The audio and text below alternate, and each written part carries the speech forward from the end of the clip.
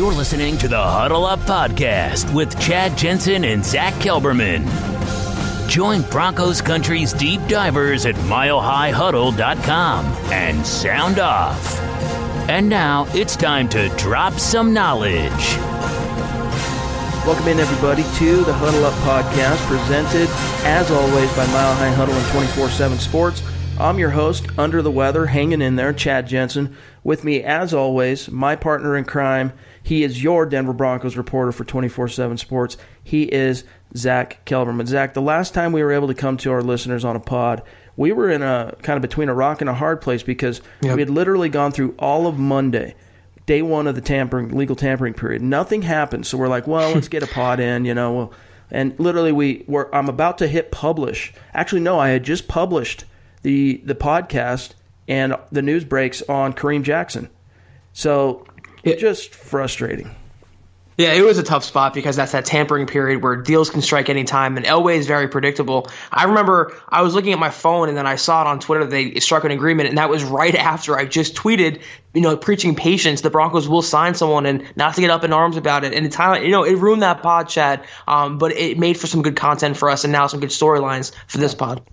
Yeah, there's a lot of ground to cover in podcast form. Of course, we've been dropping knowledge, writing, and blogging furiously on the website. You guys, hopefully your VIPs have been spending a lot of time on the MHH Insiders Forum because we've been bringing you every little piece and tidbit we can pick up since Monday. And we'll talk more about it, but the Broncos aren't done. We've been getting a lot of questions. What's going on? Everything's quiet on the Western Front. The Broncos aren't done. There's more moves to be made, and we're going to get to some of that here in just a minute. We're going to talk about Kareem Jackson. We're going to talk about Juwan James. But first, and again, we're going to keep this one relatively short because I literally had to sacrifice a goat to the football gods in order to have a voice to do this pod tonight. So we're on borrowed time is the bottom line. So we're going to keep this short and sweet, to the point, drop some knowledge. But first, you guys, just real quick, make sure you're following the show on Twitter, at HuddleUpPod. We've seen more and more of you funnel over to Twitter, and that's great. More and more of you need to continue to do that. If you haven't, take some time, leave that creative review, and give us a 5-star rating on iTunes. We want to ensure that we are the most listened to, biggest, baddest podcast on the Broncos on iTunes, and you're the only ones that can make that happen. So if you haven't taken some time to do that and you're an iTunes listener, help us out. Take care of that business. All right, Zach, so let's roll it back. We do have quite a bit to get to. Joe Flacco, it's official. Keenum trade's official, all that. But let's roll it back to Monday. And again, we were able to talk to our listeners. Everything was kind of quiet. Deals were happening all over the NFL. But with the Broncos, things had been quiet publicly. But the first domino finally fell, and that came in the form of Kareem Jackson. Now, Jackson is a player that we had talked about quite a bit on the podcast in the last month and a half or so, because even though, Zach, he's 31 years old, he's a phenomenal player. Now, he's never been to the Pro Bowl, but that's okay. He reminds me actually a lot of Chris Harris. Now, he's probably a little bit more versatile in terms of the safety, application, what he can do as a safety. But what were your thoughts on the deal? What was it, 3 years, $33 million? Yep. What were your thoughts on the deal and the move overall? I liked it, but I know a lot of Broncos fans were waiting and refreshing furiously for Adrian Amos or Bryce Callahan. This one was kind of like the plan B, but the Broncos obviously saw something in him, and it takes a lot, I think, for Vic Fangio to bypass players he worked with in order to get a guy who's a little older but can do more on the field for them. You're essentially filling two positions with one player. You're replacing Bradley Roby and Darian Stewart with Kareem Jackson. Phenomenal player.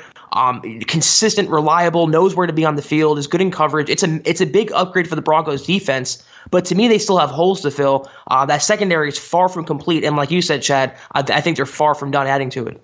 Yeah, and they've had a lot of business to kind of take care of, especially on Wednesday with the 2 o'clock, opening not deadline, but the opening bell, so to speak, of free agency, where they can actually close and consummate their trades and their signings and get all that done.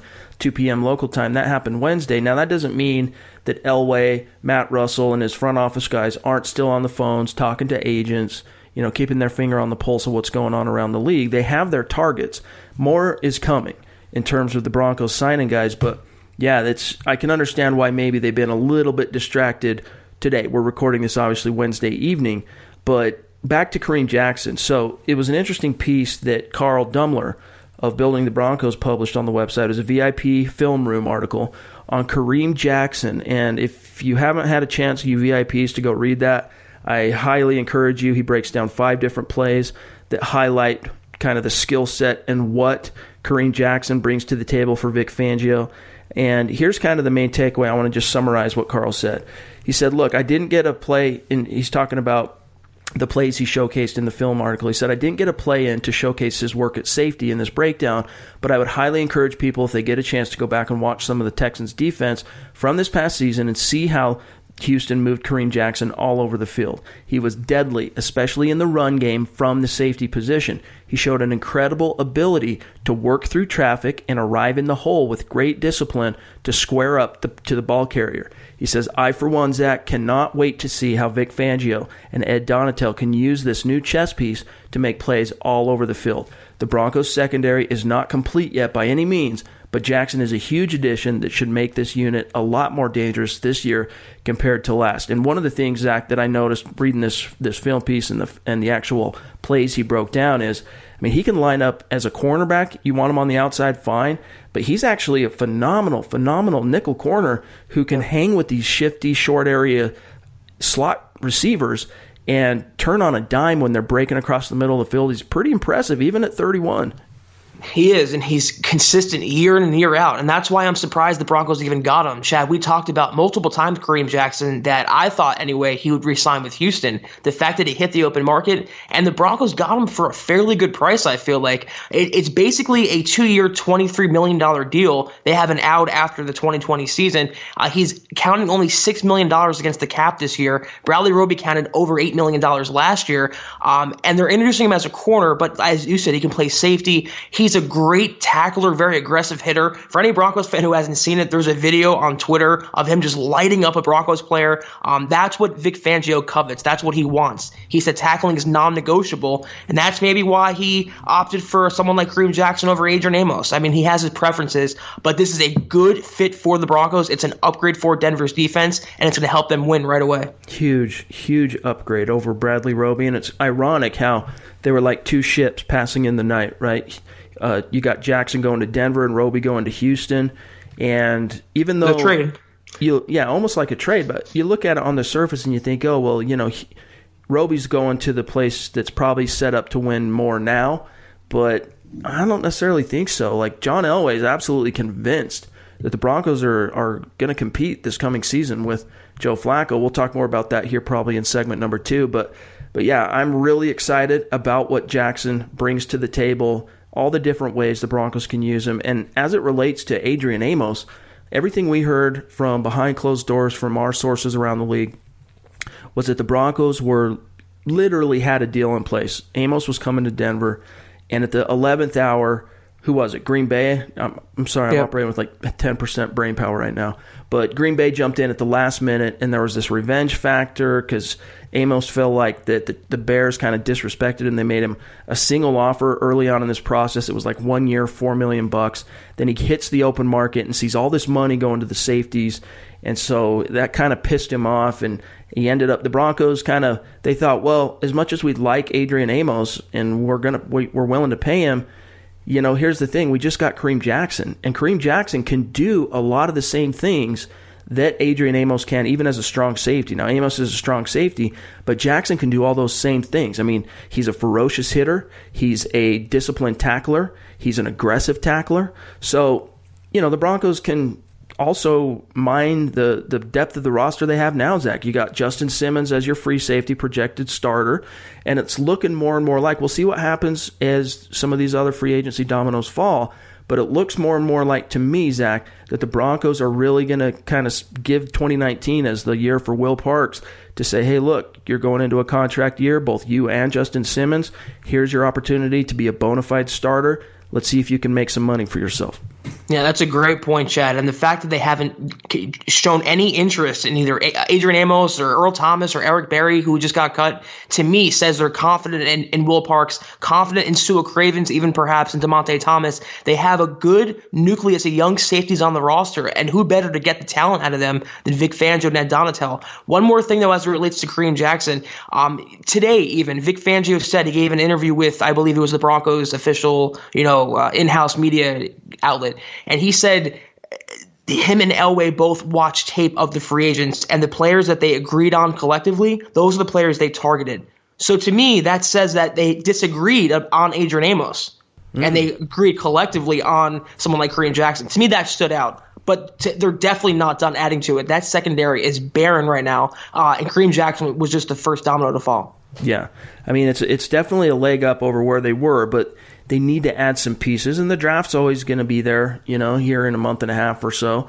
But there's some good players still out there on the market, and from what we've heard, I've checked around, the Broncos are definitely not done. Now, let's talk about the other signing that came at the 11th hour Monday night in the form of the Denver Broncos making Juwan James the highest paid right tackle in the NFL on an average per year basis. So we knew they were interested. There was the Broncos, in fact, almost acquired him via trade last offseason. Didn't happen, but now they get their guy to step in, and they're bookended, basically the next 3 years, because they still control Garrett Bowles for 2019, 2020, and 2021 if they fifth-year option him. So for the next 3 years at least, they have what they believe is their starting bookend tackles, and Juwan James is still young. He's just hitting his stride, and one of the big factors of him ending up making a deal with Denver was the fact that Chris Cooper is here, who was an assistant O-line coach in Miami last season, and then, of course, the allure of working and playing under Mike Munchak, Zach. And for any Broncos fan who's wondering, or who's asked me on Twitter, he's playing right tackle, and Garrett Bowles will play left tackle. They're not switching those positions, nor should they. They're both good where they are at. And I thought this was a great, great deal by Elway. Even though he overpaid just a little bit, that's the way the market goes. But it's only an $8 million salary cap hit, and they can get out of the contract after 2020. It's essentially a 2-year, $34 million contract. And to me, one wrinkle that I noticed is that the dead cap is at $27 million, $19 million the first 2 years. Then it plummets to 6 and 3. So he's going to be the starter the next 2 years. That's what we know for sure. If he busts, they can get out of the deal, But it's a massive upgrade on Jared Valdir. They finally have stability, and the Broncos are paying for potential. They're giving him a little more money. They're setting that bar high because they think his best is yet to come. Under Mike Munchak, under Chris Cooper, he's already one of the better right tackles in the league already in Miami. Coming to Denver now with this coaching staff and with this responsibility, they are hoping his plateau hasn't come, and they're hoping that his potential is just realizing. And one thing, in terms of the implications of these two free agent acquisitions for the 10th overall pick in the draft, corner is certainly not off the table. The Broncos still could take a corner at pick 10, but James pretty much ensures that there will not. It was highly unlikely to begin with, but the James acquisition pretty much wipes off the possibility of the Broncos taking an offensive tackle at pick 10, but quarterback still on the board. We started to hear a lot more buzz that, for example, the NFL itself, front offices, GMs, scouts, are a lot higher on Drew Lock than media is. So there's a good chance ya boy from Mizzou is not going to be there anyway, Zach, at pick 10. Yeah, as it's going now, he might even go to the Raiders. That might be a surprise team for him. I think Derek Carr is not long for Oakland. But yeah, quarterbacks always rise, and he's quietly becoming the cream of this crop with respect to Kyler Murray, who's probably a shoo-in to go number 1 overall. But Broncos have other holes, though. One that stands out to me right now is inside linebacker. They've completely ignored Chad. C.J. Mosley, Jordan Hicks, Quan Alexander, they're not even touching K.J. Wright right now. They don't have a starter.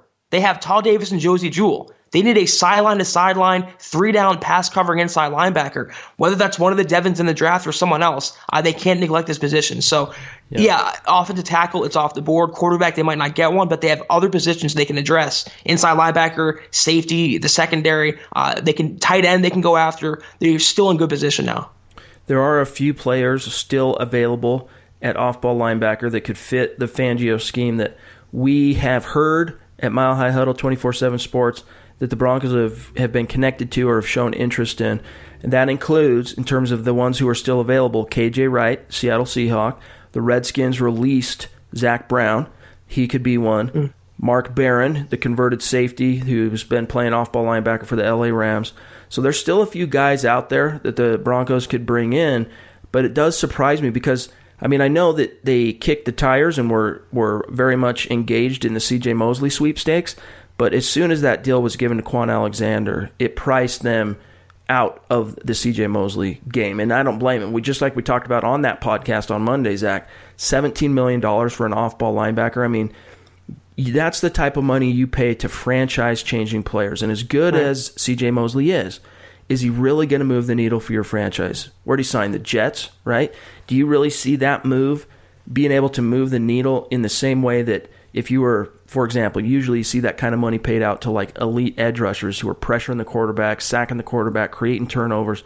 I mean, Von Miller might be able to make the needle move if he were that type of acquisition by the New York Jets, but I don't see it happening with C.J. Mosley. I mean, he'll bolster that defense, but he's not going to take them to the next level, and yet he's going to be on the books for some big dollars. But what's more surprising to me, now that they didn't sign Mosley, they have no interest, Chad, publicly in any of these linebackers. They have not been linked to them, rumored to them, speculated about. They're neglecting it, and it could be a way of tipping their hand that they want to address it in the draft with one of the Devons or someone else. Maybe they're comfortable with Josie Jewell and Todd Davis. We don't know. But it was a very deep ILB class in free agency, and for the Broncos not to be connected or bandied about to any of them, to me that speaks volumes. Yeah, probably what'll happen, I'm still keeping my fingers crossed for KJ Wright, but probably what'll happen is the Broncos will wait till, literally the tail end of free agency, when some of these free agents start getting desperate, kind of like they did with Darian Stewart in 2015, and find those guys who are scheme fits that they can come in, sign for 2 years, $5 million, those type of deals that might not work out, but project at least on the surface to fit Fangio's scheme, but they're maybe not necessarily going to be the second or even third wave free agents that are still available out there in terms of the higher profile guys. They'll end up probably being more under the radar guys. But to your point, Zach, I mean, we were there. Vic Fangio said at the Combine that when he was asked specifically about Josie Jewell, he said he's very confident in Josie Jewell. So, we've had guys like Benjamin Albright on the show, and he's talked about, Todd Davis being a downhill two-down thumper, basically, and how Josie Jewell's a run funnel linebacker, and they need a linebacker who can go side to side and turn around and run with tight ends and receivers over the middle. But maybe they believe that Josie Jewell has more of that in him than the previous coaching staff was able to extract. Or maybe they believe they can get out of Sua Cravens, who showed that in 2016. Maybe Fangio has a plan there, but they can't keep ignoring that position that's plagued them for so long. They want to move on from Brandon Marshall and replace him with who? I mean, they don't really have anyone in mind. So if they want to pick up KJ Wright, that's one thing, but I would even still bolster that spot in the draft. They need youth there. They need a game changer, Chad. That's that second layer of defense. They have good players up front and good players in the secondary, obviously great pass rushers. The only thing they're missing, the weakest link for the last couple years, has been that off-ball linebacker. They need that game changer. And to your point about the talent being out there, one name that's still available that baffles me is Bryce Callahan. And I've heard rumors that his medicals are bad. And I'm surprised the Broncos haven't gone after him. But after hearing that, I can see why teams are staying away. So, yeah, this free agent market is not over with just yet. They can still make their moves, but the big splashes, I think, are done. So we still have a lot to get to and talk about today's show. A few more topics we want to digest and dive into before we get out of here. But first, we're going to take a quick break. We'll be right back. This is the Overtime Podcast Network. All right, Zach, so I think we've pretty much touched on everything we need to for now, with being kind of a limited time format for today, on what the Broncos have done so far in free agency. Let's touch on a little bit what took place, some of the quotes that came out of Wednesday with these acquisitions and trades, etc., finally being officially closed and consummated. And the first thing I want to talk about here is what John Elway said publicly to Mike Kliss about Joe Flacco. He said, quote, now this, of course, is the first day that Elway or anyone who officially represents the Broncos could speak about Joe Flacco, because it's now officially in the books. It's a done deal. He's a Bronco. Here's what Elway said, quote, we looked at what we want to do offensively. which is get the ball downfield and Joe's availability. The success he's had as a starter and in the playoffs, we thought he would be a perfect fit for us. Close quote. That's from Elway. Now, do you think, Zach, reading between the lines there, Elway, I mean, you've kind of been hammering home on this quite a bit. You're still skeptical, but Elway clearly believes that the Broncos are going to be able to win some games with Joe Flacco. He believed he's getting the Flacco of old, it seems like, and not the Flacco who's just benched for a rookie or lost his job to a rookie. And he points to his winning percentage, and that's great and all, but what has he done lately? What is he going to do now? I'm still skeptical, and I will be, and I don't expect Elway to say anything different than what he said, Chad. He's going to talk this acquisition up. He's had a month to think about it now, a month to sit on it. He obviously likes Joe Flacco. Flacco reminds Elway of himself. Big, tall quarterback, big arm, very successful, won at the biggest stage of the sport. It's all fluff to me right now. Until the games start counting, until I at least see him on the field, Chad, in a Broncos uniform throwing a ball, to me it's all fluff. The one stat that matters, Elway says, has he won? And he has won. Joe might not be the flashiest guy, but he's been very successful, and I think he'll be very successful with us too, close quote. So we'll get an early look at Joe Flacco, as the Denver Broncos are, in fact, just like we've been telling you, the buzz at the Combine, the Broncos are going to be playing the Hall of Fame game, which, Zach, you reported on, against the Atlanta Falcons. Yep, August 1st in Canton, when they about to induct Pat Bowlen and Champ Bailey. The Broncos did get that game. And yes, Chad, we did hear that at the Combine. It was a done deal then, but the opponent was waiting to be determined. The NFL was dragging its feet. It did come together. The Broncos will have 5 preseason games. They're going to start training camp a week early now, and we'll get an earlier look, an earlier glimpse at the 2019 Broncos with Vic Fangio. They also start their offseason program on April 1st. So football is actually right around the corner. All right, so the other thing here is Case Keenum is officially gone. He is a Washington Redskin.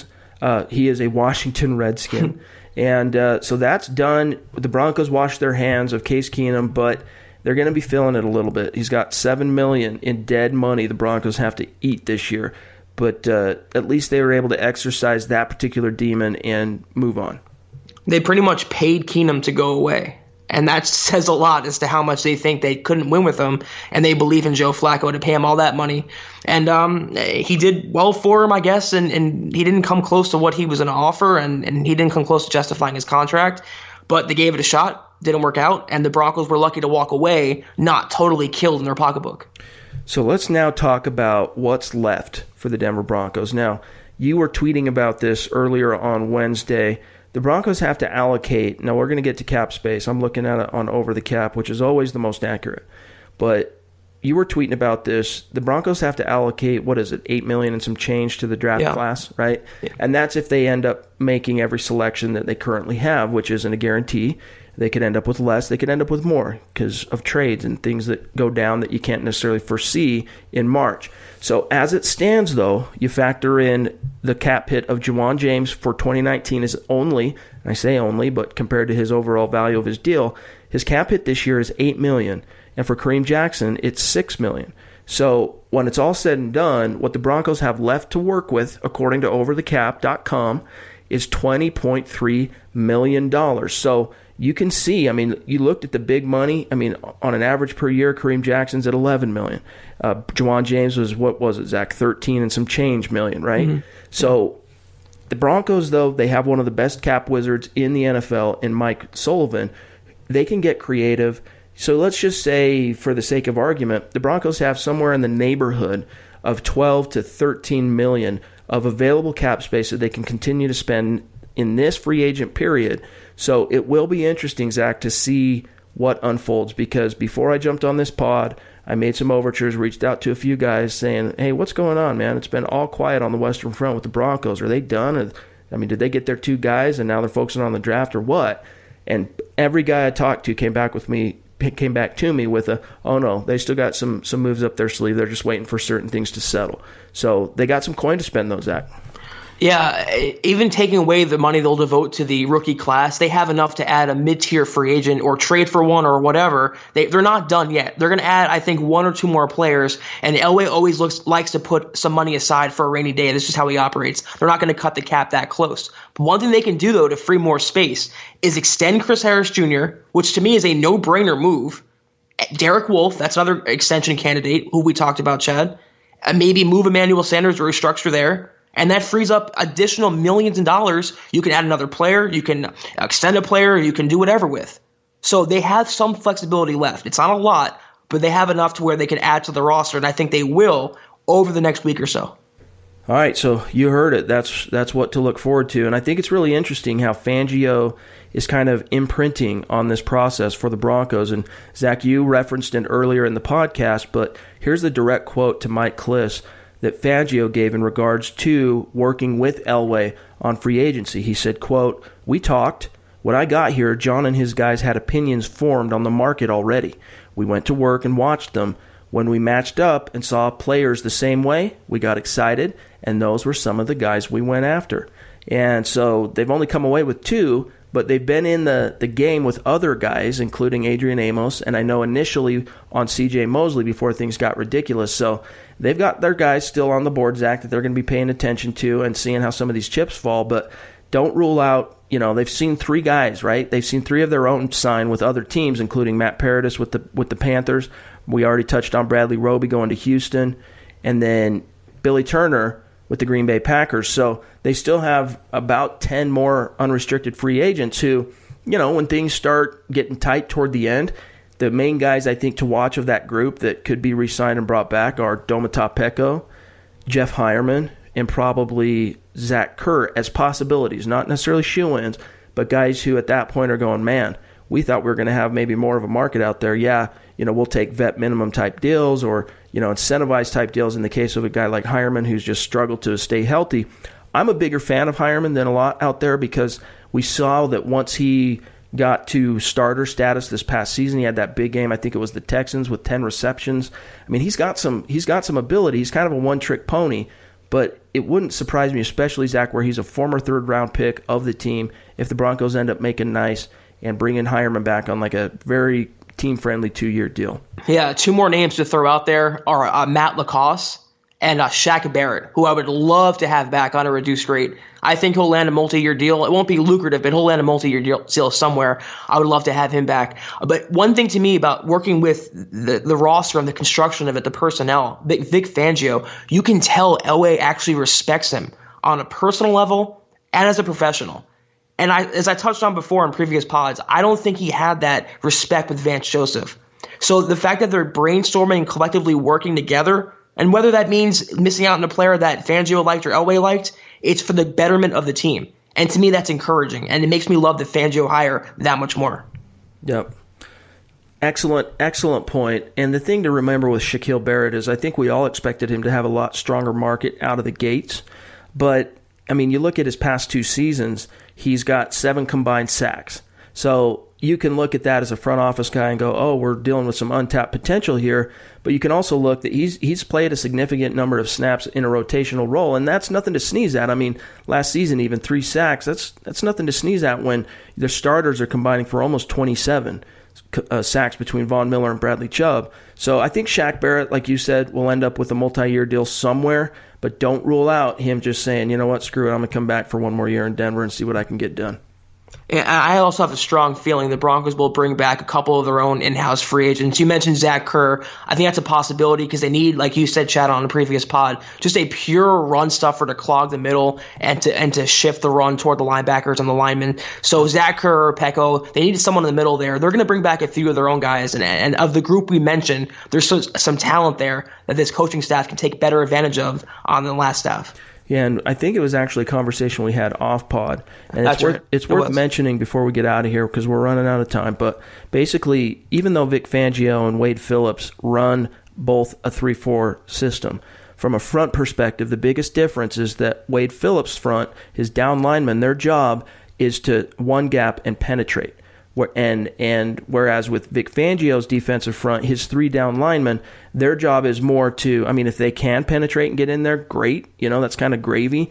But it's more about them holding up at the point of attack, consuming blocks, which allows the linebackers to be more prolific and swarm and make the tackles. So that's why the Broncos out of the gate, Zach, they were really in on Jonathan Hankins before the Oakland Raiders re-signed him. So Domata Peko, look, I'm on record as saying I thought he had a phenomenal first year in Denver, Pro Bowl caliber year in 2017. I thought he took a little bit of a step backward in 2018. But if you're looking for a prototypical nose tackle for Vic Fangio's scheme, I know he's long in the tooth, but a guy who can hold up at the point of attack, consume 1 or 2 blocks, and allow linebackers to flow and make the tackle, I mean, he's a pretty good option in that regard from a prototype perspective. And, Zach, I can't imagine him costing a whole heck of a lot of money. No, a 1 or 2 year deal, a couple mil a year, if that, low guarantees. I mean, he's a great locker room guy, and he still functions at a high level. To me, bring him back and draft a guy in the middle rounds and problem solves. You have his replacement, you have the guy holding the fort right now, and you have 2 guys who can clog the run. You don't need them to be sack masters or all pros. Just clog the running lanes. That's it. So, yeah, I'm a big proponent of bringing back Peko, and it actually might happen the longer he languishes on the open market. Well, that's going to do it for today's podcast. You guys, here's what to look forward to. It's Thursday. If you're listening to this pod, who knows? It might be Wednesday night. We might publish it Wednesday night. But either way, Friday, obviously, is when we usually do our VIP mailbags. Now, we're not going to be doing that this week because of me being under the weather and it's just the way things are going this week. I don't want to tempt fate. But there will be a podcast for you waiting when you get up on Friday morning from Building the Broncos, and it's going to be a phenomenal pod breaking down the Devons, right? Devin White and Devin Bush. They got a couple of great guests on that particular pod. It's a phenomenal, compelling conversation that you're going to learn a lot on. So stay tuned for that Friday. And then Zach and I, we're going to wait for even more of these dominoes to fall, the dust to settle. We're going to reconvene Sunday night to drop a phenomenal podcast for you on Monday morning that you can start your week with on a bang. But in the meantime, make sure you're following the show on Twitter at HuddleUpPod. Make sure you've taken some time, if you haven't, to leave that creative review on iTunes. Give us a 5-star rating. You can find Zach on Twitter at Kelberman247, myself at Chad and Jensen. Guys, even though we're not podcasting on Friday, it's not like we're falling off the face of the earth, so make sure you spend plenty of time on the website, reading the articles we're going to be publishing, on the forums, engaging in the community where we're going to be dishing out everything we pick up on the Broncos. So there's going to be plenty of content, but the podcast, Huddle Up, won't be back till Monday. So in the meantime, hang in there. For Zack Kelberman, I'm Chad Jensen. We'll talk to you soon. You've been listening to the Huddle Up Podcast. Join Broncos Country's deep divers at milehighhuddle.com to keep the conversation going.